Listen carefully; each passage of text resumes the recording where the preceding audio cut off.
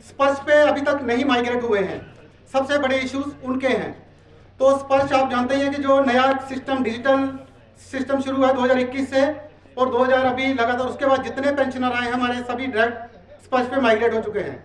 लेकिन जो पुराने पेंशनर हैं हमारे, उनका डेटा अभी तक स्पर्श पे माइग्रेट नहीं हुआ है। तो जो उनकी दिक्कत परेशानियां हैं, खासतौर 1 रैंक 1 पेंशन जो फर्स्ट शुरू हुआ था 1 जुलाई 2019 से, 14 से 1 जुलाई 14, सेकंड 1 जुलाई 2019 और थर्ड 1 जुलाई 2024 से। तो जो स्पर्श पे थे उनका डेटा ऑटोमेटिकली माइग्रेट हो गया, उनको कोई परेशानी नहीं है, उनको बिल्कुल सही जो एंटाइटलमेंट उनको मिल रही होगी, ये हम हमें यकीन है। हम बीच बीच में उनका रिव्यू भी करते रहते हैं, पेंशन रिव्यू हमारे रिकॉर्ड में लगातार चल रहा है। उसके बाद जो डेटा जिन लोगों का स्पर्श पे माइग्रेट नहीं है, उनके लिए मैं बताना चाहूँगा आपको, आपने कुछ नहीं करना। आप किसी भी रिकॉर्ड के हैं, अगर आपको लगता है कि मेरा 2014 से लेके 2000 आज तक 2024 में जो थर्ड रिव्यू हुआ है, अगर मेरा पैसा नहीं आया है, तो आपने कुछ नहीं करना। अपने बैंक में या अपने डीपीडीओ में जहां से आप पेंशन ले रहे हैं वहां पे जाइए, उनसे अपना आप ड्यू ड्रांट स्टेटमेंट, और ये हर बंदे का हक है ड्यू ड्रांट स्टेटमेंट, चाहे आपको मिला या नहीं मिला, आपने उनसे लेना है अपना ड्यू ड्रांट स्टेटमेंट 2014 का, 2019 तक का और 2024 तक का। उससे आपको क्लियर हो जाएगा, वो जब बना के देंगे आपको कि मेरा ड्यू मुझे बनता क्या था, मुझे मिला क्या है। एक नंबर ये है तो स्पर्श का है, स्पर्श सॉरी इसको पीपीओ पेंशन पेमेंट ऑर्डर जो आप लोगों के पास है। तो मैं आप लोगों से रिक्वेस्ट करूंगा, हम क्या करते हैं सिर्फ पेंशन पेमेंट ऑर्डर में ओनली अपनी पेंशन देखते हैं कि मेरी पेंशन सही है या नहीं है।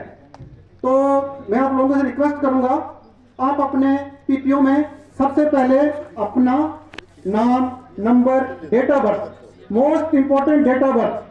क्योंकि हमारे पास लगभग दिन के 5-7 डाटा आते हैं कि मैं 80 साल का हो गया हूँ, मैं 85 का, मैं 90 का हो गया हूँ, बट मुझे पेंशन नहीं, एडिशनल पेंशन नहीं मिली। आप लोगों को पता होगा 80 के बाद 85, 90, 95 और 100 के बाद 100% पेंशन है, तो वो बढ़ी हुई पेंशन नहीं मिलती लोगों को। उसका कारण आपकी डेट ऑफ बर्थ पीपीओ में मेंशन नहीं है।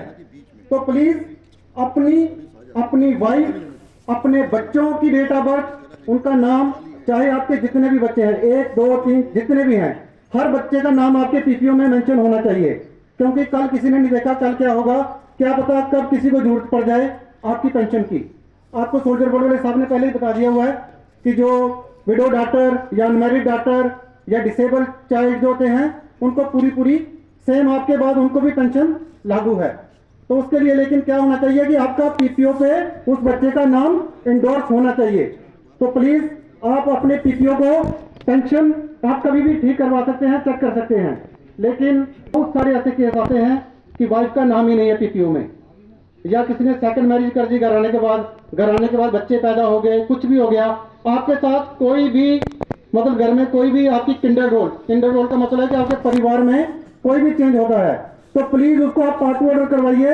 अपने डॉक्यूमेंट में बच्चे का, बीवी का, कोई किसी का डेथ होता है, बर्थ होता है, तो पक्का आप उसको एंट्री करवाइए, मतलब उसका पार्ट ऑर्डर करवाइए। अगर किसी को डॉक्यूमेंट की पता नहीं है क्या क्या डॉक्यूमेंट है, हमारा स्टॉल लगा हुआ पीछे, उसमें हमने कंप्लीट डॉक्यूमेंट लगाए हुए हैं, हर चीज का डॉक्यूमेंट है, आपका बर्थ का, किसी के डेथ का, change of name, change of परेशानी है तो उसमें डॉक्यूमेंट की पूरी लिस्ट लगी हुई है। अदरवाइज आप सोल्जर बोर्ड में जाएंगे तो वो भी आपको अच्छे से गाइड कर सकते हैं। उसके बाद जो आपकी पेंशन है, मैं पहले भी बता दिया कि जो मोर देन 80 ईयर है, 90 के बाद 40